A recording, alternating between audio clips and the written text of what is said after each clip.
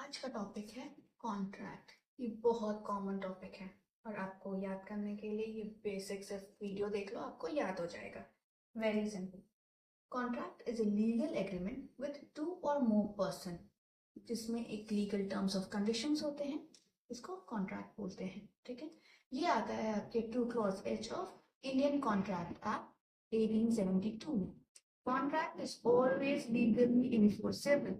मतलब अगर आपने कोई कॉन्ट्रैक्ट किया है और अगर इसको आपने तोड़ दिया है तो वेरी सिंपल, आपको कोर्ट जाना पड़े। इसको हम लोग समझते हैं कुछ examples. Example number 1, Zomato. For example, आप लोग जोमैटो यूज करते ही होगे, तो जोमैटो में आपने ऑर्डर प्लेस किया, अमाउंट दिया, आपको फूड मिल गया, तो वो क्या है? एक कॉन्ट्रैक्ट है। एग्जाम्पल नंबर 2, आपने ट्यूशन ज्वाइन किया, आप ट्यूशन फीस पे कर रहे हो, ट्यूशन टीचर आपको पढ़ा रहे हैं, तो वो एक कॉन्ट्रैक्ट है।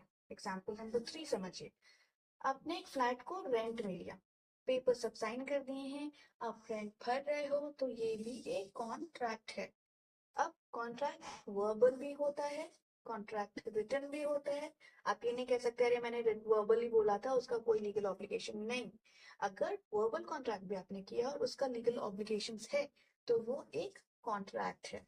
ओके, तो next time understand legal agreement, 2 + 1 or more people, terms of condition legally enforceable by law, and this section.